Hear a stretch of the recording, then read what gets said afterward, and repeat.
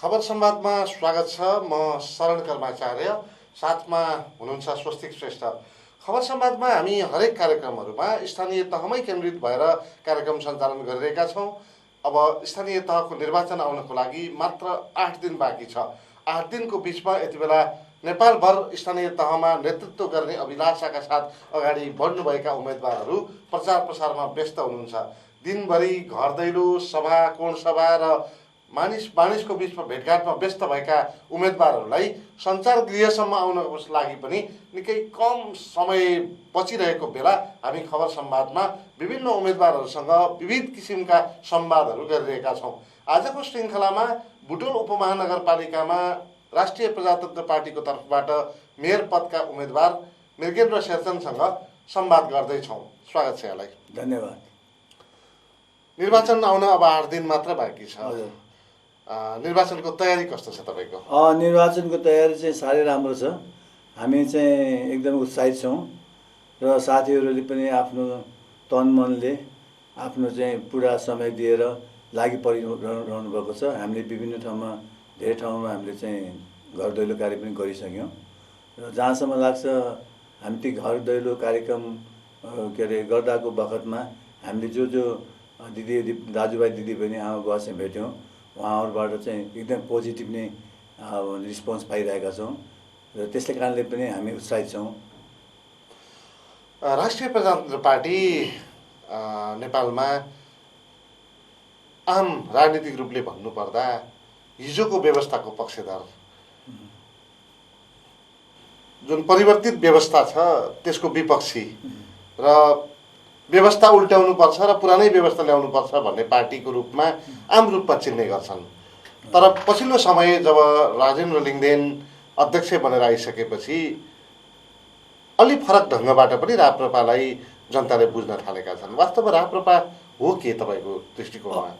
वास्तवमा के छ भन्दा म यहाँलाई चाहिँ के निवेदन गर्न चाहन्छु भन्दाखेरि अहिले जुन किसिमको लहर हाम्रा राष्ट्रिय प्रजातन्त्र पार्टीका श्रद्धेय केन्द्रीय अध्यक्ष राजेन्द्र लिङ्गदेनज्यू जब चुनाव पश्चात उहाँ आउनुभयो, अब लहर के चलेको छ भन्दाखेरि चाहिँ अब उहाँले दिइराख्नु भएको भाषणहरू आदि इत्यादिमा एकदम कसो छ भन्दाखेरि चाहिँ उहाँले हरेक कुरालाई समेटेर हरेक कुराको यो राज्य पक्षको, स्थानीय पक्षको, राजनीतिक पक्षको, आर्थिक पक्षको हरेक पक्षमा उहाँले बोलिराख्नु भएको छ।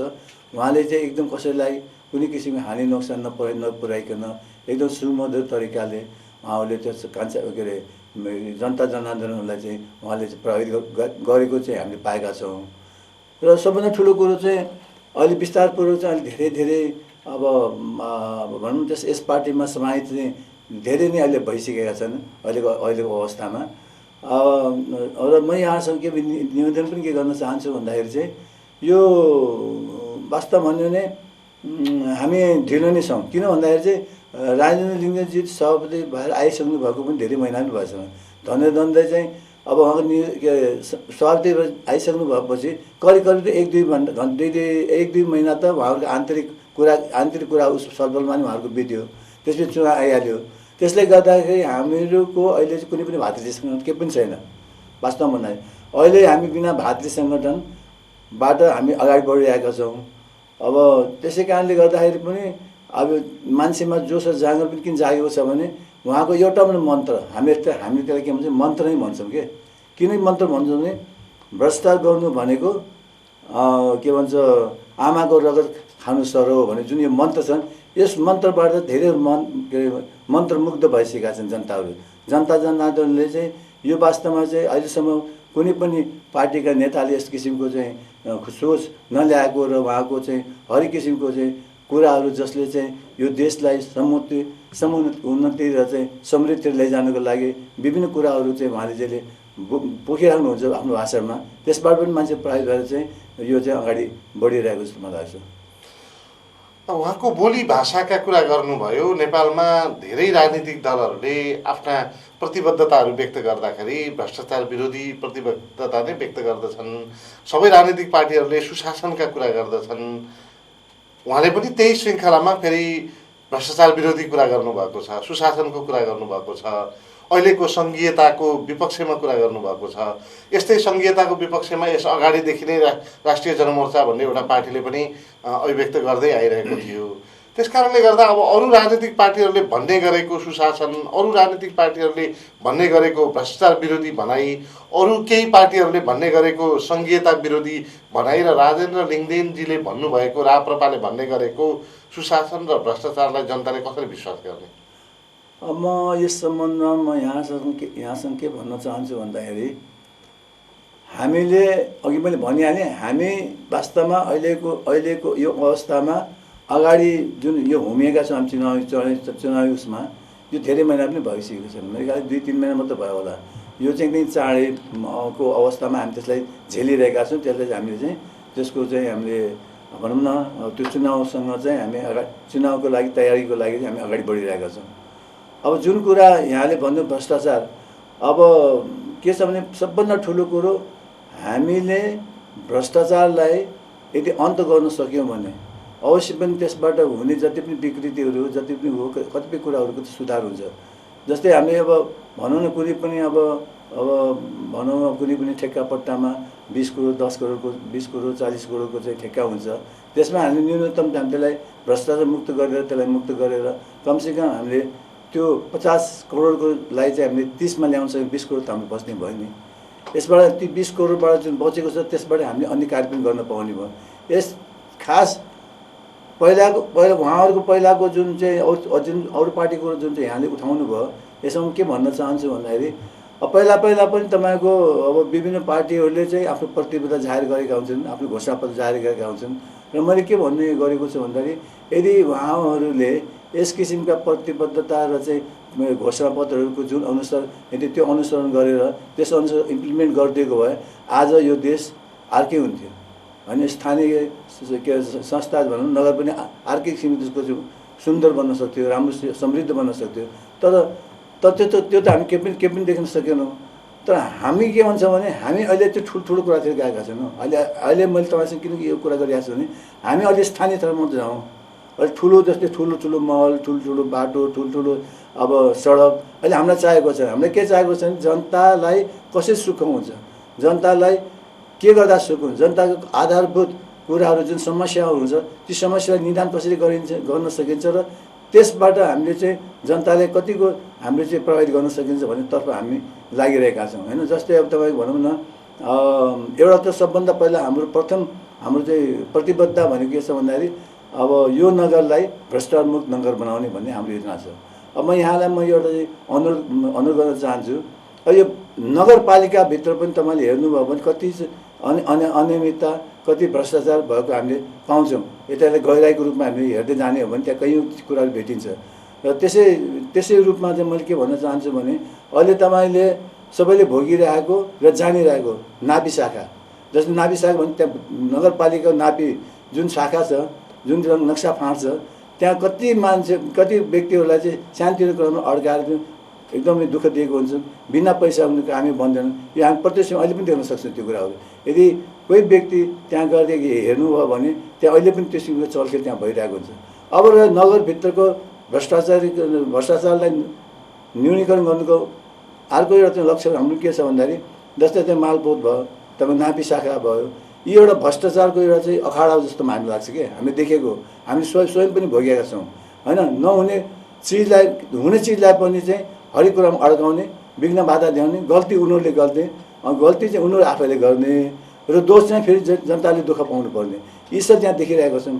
त्यस्तो ठाउँहरूमा हामीले एउटा सेल राख्ने विचार गरेका छौँ। सेल कस्तो भने हामी नगरपालिका टिमले नै एउटा सेल राख्छौँ त्यसको अगाडि, र जसले त्यस किसिमको कर्मचारीहरूले जुन किसिमको चाहिँ जनतालाई दुःख दिन्छन् त्यसको सामना चाहिँ हाम्रो त्यो सेलले गर्नेछ। त्यसबाट पनि हामी त्यहाँ न्यूनीकरण गर्न सक्छौँ भन्ने हामीले लागेको छ।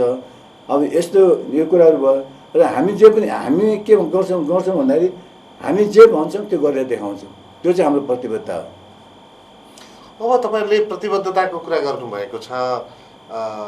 अब उम्मेदवारहरूकै चर्चा गर्ने हो भने अपवादको रूपमा बुटोलमा अहिलेसम्म कसैले प्रश्न उठाउन नसकेको व्यक्तित्व बिरगेन्द्र शेरचनलाई उठाएको छ। तर शीर्ष नेताहरूको जमात हेर्ने हो भने हिजोदेखिका शासकहरू, पञ्चायती व्यवस्थामा नाम बदनाम दुवै कमाएका शासकहरू फेरि पनि केही वर्षको अन्तरालमा केन्द्र बिन्दु कब्जा गरेर बसिरहनु भएको छ। यद्यपि अध्यक्ष राजेन्द्र लिङ्गदेन आइसकेपछि यसको अलिकति फरक ढङ्गबाट चाहिँ पार्टीलाई अगाडि बढाइएको देखिएको छ।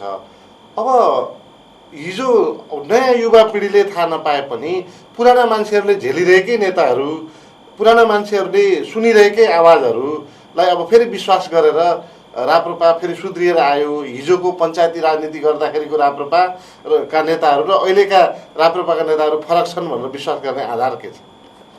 आधार खास के छ भन्दाखेरि म अघि पनि यहाँलाई मैले चाहिँ अनुरोध गरिसकेँ कि भर्खरै हामी चाहिँ अब यो किसिमले चाहिँ अगाडि बढिरहेका छौँ। भर्खर यो चाहिँ फक्रेको छ भन्नु पऱ्यो होइन। त्योभन्दा अगाडिका जुन हाम्रो राप्रपाहरू थिए नि, अब हामीले अहिले हामी के मानेको छ भने अब यो टुक्रा भएको होइन कि अलग अलग नै भइसक्यो, टोटली अलग भइसक्यो। अनि यसको कार्यशैली के, अहिलेसम्म त हामी सत्तामा गएका छैनौँ, अहिलेसम्म त हामी काम गर्न पाएका छैनौँ, अहिलेसम्म त हामी के कुरा देखाउनु पनि पाएका छैनौँ। त्यो तब मात्र सम्भव हुन्छ जब हामी त्यो ठाउँमा जान्छौँ। त्यो ठाउँमा गइसकेपछि हामी र हाम्रो इमान्दारिता होइन, हाम्रो चाहिँ जुन किसिमको प्रतिबद्धता हामीले पुरा गर्छौँ कि गर्छौँ भने अब तब त्यसपछि बल्ल चाहिँ जनता जनार्दन चाहिँ आकलन गर्ने हो। वास्तवमा उनीहरूले गरेका प्रतिबद्धता चाहिँ साँचो हो कि हिजोको जस्तै झुटो हो भन्ने कुरा थियो त त्यो त अवश्य त्यसको मूल्याङ्कन त हुन्छ नि। त्यो मूल्याङ्कन भएपछि त्यो मूल्याङ्कन अस्तो अटोमेटिक थाहा हुन्छ कि हामी के चाहन्छौँ भने भोलि हामी अहिले डोर टु डोर दैलो दैलोमा हामी अहिले चाहिँ चुनावको लागि आफ्नो भोटको लागि दैलो गएका छौँ, भनिरहेका छौँ, के अनुरोध गरेका छौँ, भोट मागेका छौँ। र हामी यस्तो किसिमको सिर्जना गर्छौँ कि भोलि होइन अर्को वर्ष पनि राप्रपा पनि दिनुपर्छ भन्ने त्यस किसिमको वातावरण सिर्जना हामी गर्नेछौँ। त्यसबाट पनि के थाहा हुन्छ कि जनता सन्तुष्ट छ र साँच्चै नै राप्रपाले राम्रो चाहिँ एउटा भूमिका राम्रो नै एउटा भूमिका चाहिँ रचेको छ भन्ने कुरा पनि महसुस हुन्छ सायद जनतालाई। तर एकचोटि हामी सत्तामा आउनु पर्यो। त्यस कारण चाहिँ म के भन्न चाहन्छु सबैहरूलाई भने चाहिँ एकचोटि हामीलाई मौका दिनुहोस्, काम गर्ने मौका दिनुहोस्। यदि हामीले कुनै किसिमको गल्ती गर्यो भने चाहिँ तपाईँले देन कुनै पनि बेला कुनै पनि समयमा हामीसँग तपाईँले कन्ट्रोल के अरे चाहिँ जस्तो किसिमको सजाय दिनु भए पनि हामी तयार छौँ। त्यो हामी प्रतिबद्धता जाहेर गर्छौँ। अब अलिकति चुनाव यसैमा म थप्दिनँ। यसैमा एउटा के थप्न चाहन्छु भने उहाँहरू पहिलाको ठुल्ठुला पार्टीहरू हाम्रो के फरक छ भने म यहाँलाई सायद स्मरण गर्न चाहन्छु। संसद चलिरहेको बेलामा हाम्रा राप्रपाका आदरणीय श्रद्धेय चाहिँ राजेन्द्र लिङ्गदेनज्यूले सभापतिज्यूले एउटा चाहिँ के माग राख्नुभएको थियो। एउटा चाहिँ के हामीले यदि चाहिँ भ्रष्टाचार मुक्त गर्नु छ भने हामीले यस किसिमको चाहिँ हामीले कसम खाम भनेर चाहिँ भ्रष्टाचार गर्नु नै आमाको रगत खानु बराबर सरह हो भनेर चाहिँ एउटा चाहिँ थियो। तर त्यसमा चाहिँ हामी साइन गरौँ त भने कुनै पनि ठुल्ठुला पार्टीले मान्नु भएन, इभन सानो पार्टीले पनि मान्नु भएन। नमानेपछि उहाँले के गर्नु भने आफ्नो चाहिँ आफूले त्यसमा त्यो शब्द प्रयोग गरेर उहाँले साइन गर्नुभयो। भनेको मतलब के छ भने उहाँमा दृढता के छ भने म जसरी पनि भ्रष्टाचार मुक्त गर्छु भन्ने किसिमको दृढता त त्यहाँ देखियो नि। किन त यदि साँच्चै नै कसैले भ्रष्टाचार हामी गर्दैनौँ, अहिले हामी देखिरहेको छौँ, अहिले पत्र पत्रिकामा बिमा देखेको छ, हामी पनि गर्दैनौँ के गर्दैनौँ भनिरहेको छ। म उहाँहरूलाई चाहिँ म अनुरोध के गर्न चाहन्छु भने चाहिँ जसरी राजेन्द्र लिङ्गदेनले जुन शपथ खानुभयो त्यो शपथ उहाँले पनि खानुहोस् न त, किन खानुहुन्न त, खानु पऱ्यो नि। त्यसै कारण त्यही अन्तर छ के अहिले मानिसहरू अहिले जनताहरू प्रभावित भएको कारण पनि त्यही हो मलाई जहाँसम्म लाग्छ। र साथै उहाँको चाहिँ मृदुभाषी शैली बोलीले पनि मान्छेहरू आकर्षित भएका हुन्। त्यस कारण त्यसबाट पनि के थाहा पाउन सकिन्छ भने यो पार्टी र यो पार्टीमा कति फरक छ भने हामी अहिले पनि के भन्छ नोमिनेसन फाइल गर्नुभन्दा अगाडि गोलपार्कको अगाडिको दुर्गा मन्दिरमा हामी सबैले जो हामीले नोमिनेसन गऱ्यौँ सबैले हामीले हात उठाएर कसम खाएर दुर्गा समाजसँग के दुर्गाको अगाडि हात राखेर हामी कसम खाएका छौँ कि हामीले भ्रष्टाचार गर्नु भनेको आमाको रगत खानु सरो भने त्यो गरेर मात्रै हामी छिरेका छौँ। किनभने त्यो अनिवार्य छ हाम्रो उसमा चाहिँ अनिवार्य शपथ नगरिकन उहाँले गर्नु पाउँदैन। र अर्कोमा तपाईँले के भन्न चाहन्छु भन्दाखेरि हामीले केजरीवालको हामी डिजाइन माग्न चाहन्छौँ। व्यक्तिगत मलाई भन्नुहुन्छ भने मेरो लक्ष्य के छ भने केजरीवालको डिजाइन जाने। म यहाँलाई त्यसमा पनि सानो कुरा म त यहाँलाई म अनुरोध गर्न चाहन्छु। अब यहाँलाई थाहा छ चाँदनी चौक दिल्लीको चाँदीको 70 वर्ष 60 70 65 वर्ष जस्तै 65 70 वर्ष जस्तै त्यो कस्तो थियो ल हेर्नुहोस् त। अहिले तपाईँ अब अहिलेको तपाईँले हेर्नु भने मान्छे त्यहाँ दङ्ग पर्छन् अनि कतिले कमेन्ट गरिसक्यो। त्यो सहरै अर्कै भइसक्यो भने के यस्तो राम्रो भएको छ कि एकदमै अनएक्सपेक्टेड, कसैले एक्सपेक्ट गर्दैन थियो त्यो चाँदी त यस्तो पनि हुनसक्छ। जबकि मान्छेले त्यहाँ एकछिन उभिन फुर्सद पाउँदैन थियो। अहिले त्यो ठाउँमा तपाईँको पार्क जस्तो बनाएर दुनियाँको झरना जस्तो बनाएर एकदम पार्क के मजाले बसेर गफसफ गर्ने मजाले पछि हिँड्ने ठाउँ चाहिँ त्यहाँ बन्न सक्यो भने किन हामी बुटोलमा बनाउन सक्दैनौँ? सकिन्छ जरुर पनि। मान्छे के हुनु पर्ने इमान्दारिता र भ्रष्टाचार गर्नु भएन र एउटा इच्छा शक्ति लिएर अगाडि बढ्नु पर्यो र साथै कुनै पनि कार्य गर्दाखेरि जनताको जनहितको लागि कार्य गर्नु पर्यो। जनताको सामूहिक सरसल्लाह अनुसार उहाँहरूको चाहिँ अनुमति अनुसार सल्लाह अनुसार हामीले कार्य गर्दै गयौँ भने चाहिँ ती समस्याहरूलाई हामी विस्तारपूर्वक हल गर्दै जान सक्छौँ। अब यो भए राप्रपाका कुरा, केन्द्रका कुरा र राप्रपाको नीति सिद्धान्तका कुरा। अब हामी बुटोलको कुरा गरौँ। बुटोलमा चुनाव लड्दै हुनुहुन्छ। बुटोल उपमहानगरपालिका जो नेपालमै धेरै पुरानो नगरपालिका मध्येको एउटा नगरपालिका हो। सहर र व्यापारको हिसाबले भन्ने हो भने नेपालका धेरै सहर र व्यापारिक केन्द्रभन्दा पुरानो व्यापारिक केन्द्र हो। कुनै बेला नेपालको आधा नेपाललाई बुटोलले सामान पुर्याउँथ्यो। भोटसम्मका नुन बुटोलमा आउँथ्यो र आधा नेपालमा बुटोलबाट चाहिँ नुन तेल लत्ता कपडाहरू उपभोक्ताहरूले लिएर जान्थे। त्यो बुटोलको मेयर बन्ने सपनाका साथ तपाईँ उम्मेदवार बन्नुभएको छ। बुटोलको सपना के हो? तपाईँको सपना के हो बुटोल? मेरो सपना चाहिँ के हो भन्दाखेरि म सानैदेखि नै म तपाईँलाई भन्नुपर्दाखेरि के छ भने मेरो जन्म यहीँ भएको। म 2010 साल असोजको 18 गते म अहिले जुन ठाउँमा बसेको छु त्यही घरमा म जन्मेको हो होइन। अब मेरो बुवाको नाम लक्ष्मीप्रसाद शेरचन हो। अनि त्यसपछि आएर तपाईँको चाहिँ मेरो मुवाको नाम मोहन कुमारी शेरचन। म एउटा मात्र छोरा, दुईवटा बहिनी हो। एउटा बहिनी चाहिँ खेर गयो अनि चाहिँ अहिले चाहिँ खेर गयो भन्नु पऱ्यो। र खास भन्यो भने हाम्रो बुवाहरू त्यहाँ आउनुभएको नियर अबाउट 1995बाट हो। 1995मा आउने झर्नु भएको।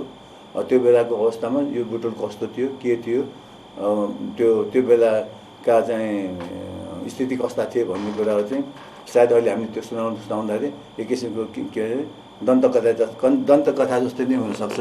त त्यति लामोतिर हामी नजाउँ। र अब मैले होस सम्हालेदेखि बुटोलको जुन किसिमको सुन्दरता थियो, जुन किसिमको पानीको सुन्दरता, जुन किसिमको जङ्गलको सुन्दरता त्यो बेला पनि बाटाहरू त्यति थिएन, पिचो थिएन, त्यही पनि सरसफाइ थियो, हरेक कुरा थियो। निकै चाहिँ अब हरेक चिजले चाहिँ एउटा चाहिँ शोभनीय र अब एक किसिमको सुन्दर बुटोल चाहिँ देखिन्थ्यो। त बिस्तारै चाहिँ क्रमिक रूपमा चाहिँ अब दिन बढ्दै गए होइन, वर्ष बित्दै गए, विभिन्न किसिम जनघनत्व बढ्दै गए, आए थपिँदै गए गर्दाखेरि अब अहिलेको अवस्थामा आउँदाखेरि चाहिँ अहिले बुटोलको हरेक पक्षलाई हामीले हेर्ने भने हरेक पक्षका चाहिँ के भन्छ सङ्घ संस्था भनौँ या व्यक्ति भनौँ सबैले चाहिँ अहिले दुःख पाइरहेका छन्, सन्तुष्ट छैनन्।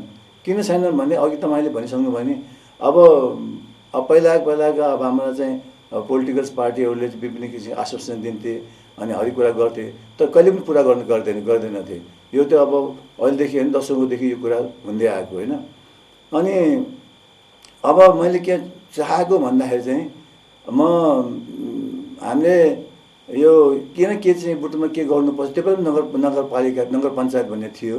अब उहाँहरूसँग पनि पुरा अधिकार थियो, हरेक किसिमको चाहिँ उहाँहरूले पनि कामहरू गर्न सक्नुहुन्थ्यो। तर त्यही पनि हामीले एउटा अमरिया क्लब भन्ने एउटा संस्था खोल्यौँ। अनि संस्था खोलेको नियर अबाउट मेरो ख्याल 2 महिना पनि भएको थिएन। एउटा घटना घट्यो। कस्तो घटना घट्यो भन्दाखेरि हामी मिटिङमा बसिरहेका थियौँ। मिटिङमा बस्दाखेरि कस्तो भयो भन्दाखेरि चाहिँ अचानक चाहिँ हाम्रो पूर्व मेयर विमल बहादुर साकेजी, मेरो आदरणीय दाजु श्रद्धेय दाजु भन्नुपर्छ मेरो विमल बहादुर साकेजीलाई, उहाँ चाहिँ पहिलाको उपमेयर भन्नु पऱ्यो होइन।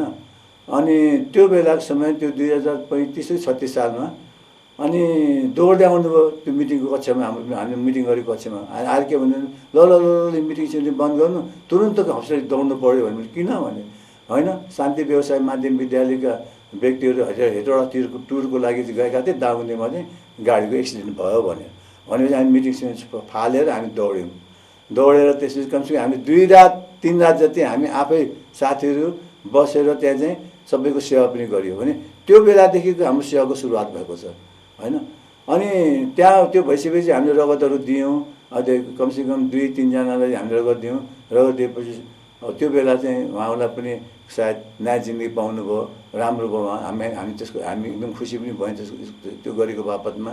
र यसरी चाहिँ अगाडि अब बढ्दै जाँदाखेरि त्यसै हामीले अमूल्य क्लबको उसमा केही न केही सहरमा केही न केही गर्नुपर्छ हामीले पनि भनेर हामीले अब त्यो बेला अब गर्मीको टाइम भएको भने गर्मीको टाइममा पनि कस्तो हुन्छ भने पानीको चाहिँ त्यो सार्वजनिक पानी ट्याङ्कीको पनि थिएन कि नगर पञ्चायत हुँदाखेरि उहाँहरूले सार्वजनिक टङ्कीहरू कहीँ राखेका थिएन। त्यसले हामी के गर्यौँ भन्दाखेरि सबभन्दा हाट बजार एकदम जरुरी, जहाँ चाहिँ हजारौँ चाहिँ अब के भन्छ यो व्यक्तिहरू त्यहाँ आउने अनि त्यो चाहिँ पानी पिउन नपाउने, अनि त्यो गर्दाखेरि चाहिँ उनीहरूलाई चाहिँ अप्ठ्यारो पर्ने भएको हुँदाखेरि उनीहरूले त्यो किसिमको अप्ठ्यारो पर्नलाई त्यसको निराकरण गर्नलाई हामी त्यहाँबाट पानी ट्याङ्की गऱ्यौँ।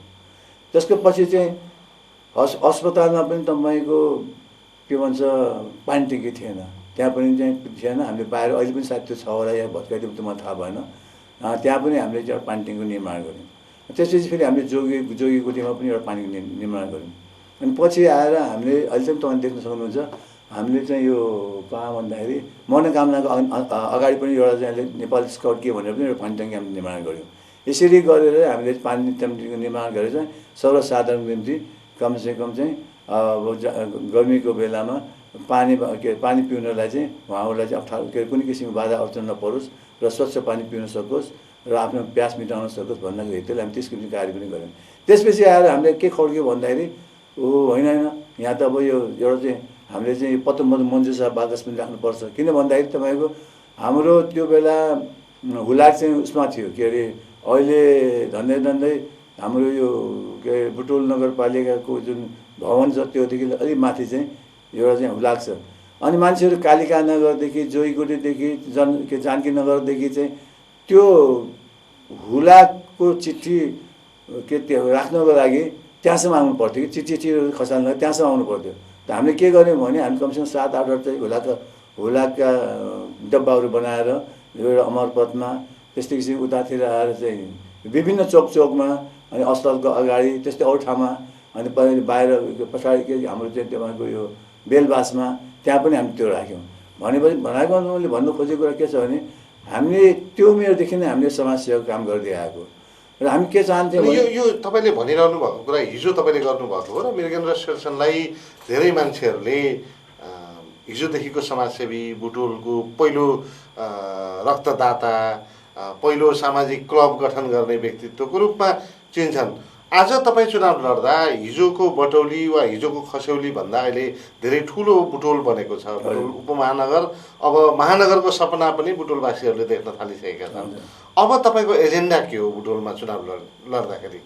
अब मेरो खास एजेन्डा के भन्दाखेरि मैले अघि नै पनि त्यो कुरा फेरि म दोहोऱ्याउन चाहन्छु। सबभन्दा पहिला त मैले देखेको सबभन्दा ठुलो कडी भनेको नि भ्रष्टाचार हो। त्यो भ्रष्टाचार मुक्त जब नगर बन्यो भने हरेक किसिमको कुराहरूलाई हामी सल्भ गर्न सक्छौँ।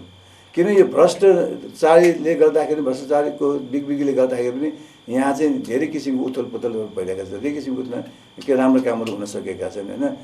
त्यस कारण हामी के चाहन्छौँ भन्दाखेरि सबभन्दा पहिला हामीले भ्रष्टाचारलाई भ्रष्टाचार मुक्त नगर बनाउने सबभन्दा पहिला हाम्रो त्यो योजना हो, हाम्रो लक्ष्य हो एउटा। अनि दोस्रो भनेको चाहिँ हामीले देखेको अहिले हामीले कहिले एकदम लाग्छ, अघि तपाईँले भन्नु नि पुरानो यहाँ चाहिँ विभिन्न किसिमको तेलदेखि लिएर सम्पूर्ण व्यापारहरू हुन्थ्यो, हरेक कुरा त्यो चाहिँ खसेली दुईवटा थियो, बटोल र खसेली हुन्थ्यो। वारीलाई खसेली भन्थ्यो, पारीलाई बुटोल भन्थ्यो। अनि हामी अहिले पनि त्यो सम्झिन्छु कि त्यो बुटोलमा खास बुटोल विशेष त्यहाँबाट चिनिने भनेको तपाईँको घिउको व्यापार गर्नलाई बढी हुन्थ्यो होइन। अब अहिले आएर हेर्नुहोस् न त्यो के भन्छ बुटोल एक दिन अहिले बढाउनु 1 र 2 केही छैन, सुनसान देखिन्छ होइन, कुनै व्यापार देखिन्न, कुनै व्यवसाय त्यति देखिन्न।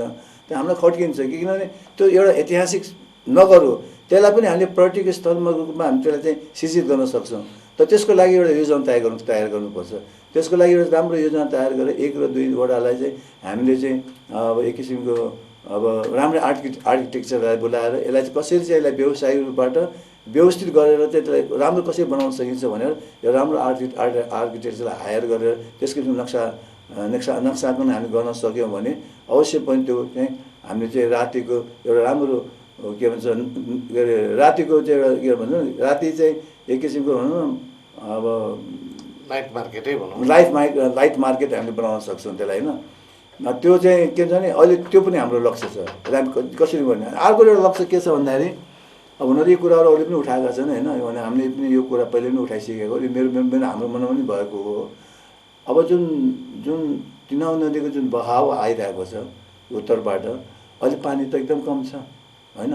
अब बाढीमा मात्र यसले चाहिँ विनाश गर्ने बाहेक त अरू बेला त कमै छ त्यो।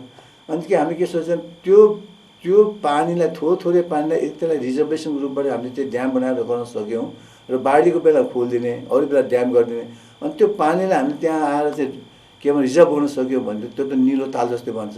अनि त्यसले गर्दा त्यो नगर कति सुन्दर देखिन्छ भन्ने मेरो कल्पना हो क्या। त्यसरी पनि एउटा तर यो ठुलो योजना हो किनभने हामीले त्यो ड्याम चाहिँ ठाउँ बनाउनु पर्ने स्थिति आउँछ। किन हामी कहाँ त कस्तो भन्दाखेरि अब जस्तै हाम्रो नारायणघाटको चाहिँ बाढी आउँदाखेरि उसले ठुल्ठुलो ढुङ्गा ल्याउँदैन, उसले माटो ल्याउने हो कि बल्ल त हाम्रोमा त ठुल्ठुलो भयङ्कर ढुङ्गाहरू चाहिँ आउँछ सँगसँगै।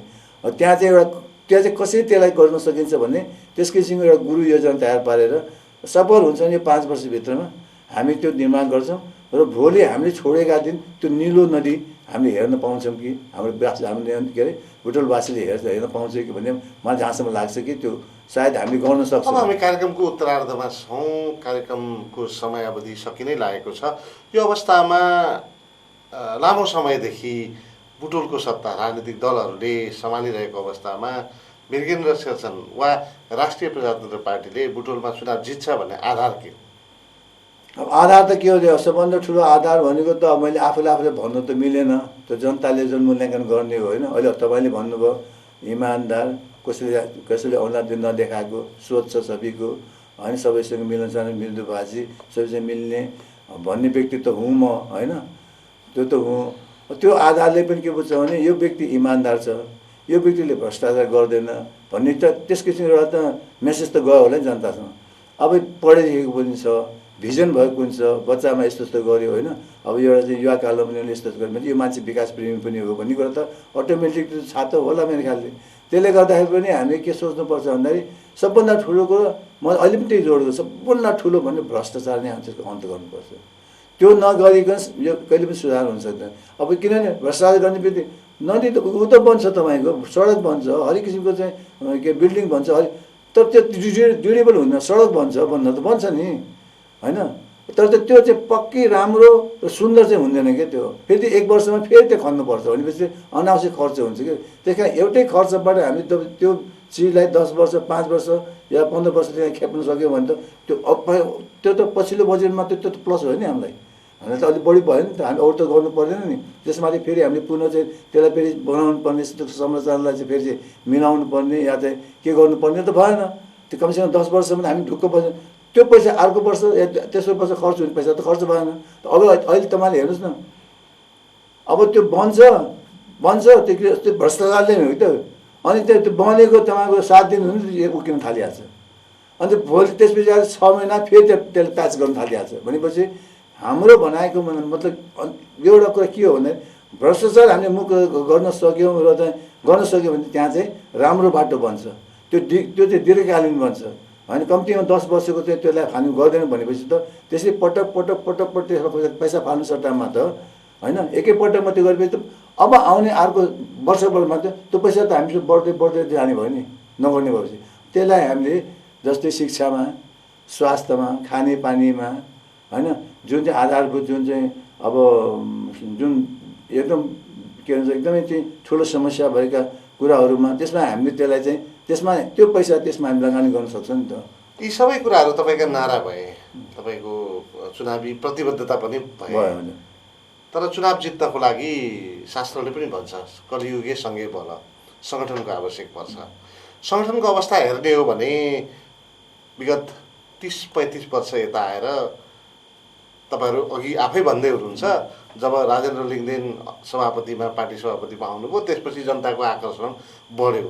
5-6 महिनामा बढेको आकर्षणले राप्रपाले चुनाव कसरी जित्ला?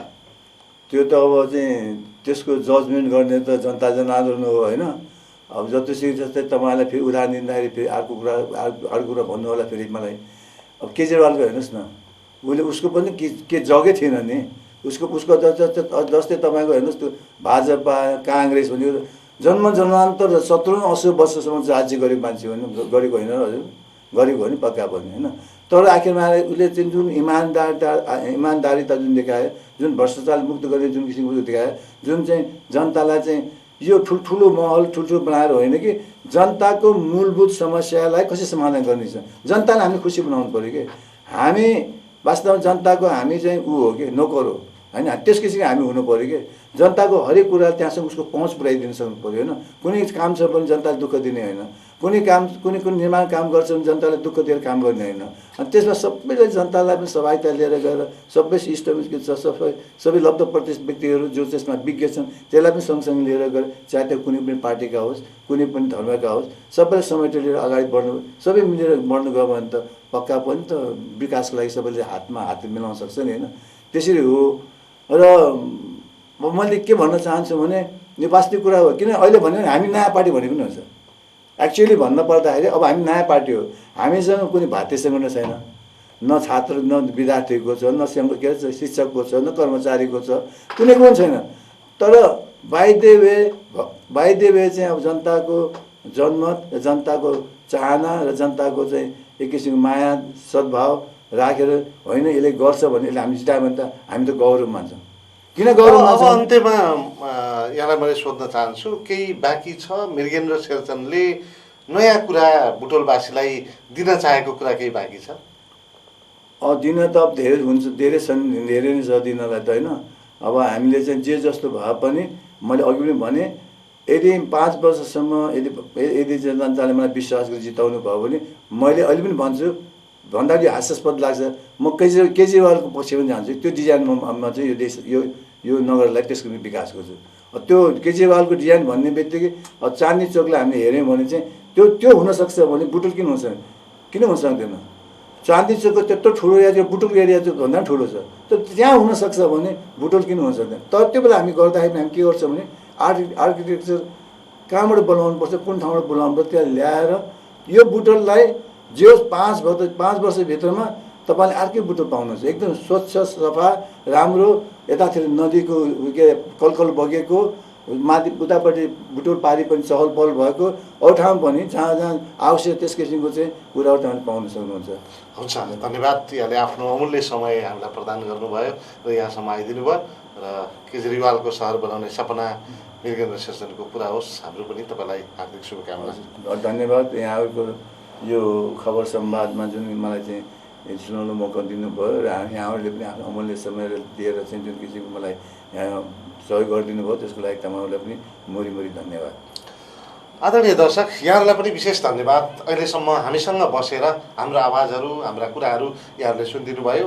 हामी अर्को कार्यक्रममा फेरि अर्का उम्मेदवार, अर्को विषय र अर्को प्रसङ्गका साथ उपस्थित हुने नै छौँ। प्रविधिमा स्वस्तिक श्रेष्ठका साथ म शरण कर्माचार्य आजको कार्यक्रमबाट उजेल पर्छु। अर्को दिन फेरि भेटौँला। नमस्कार।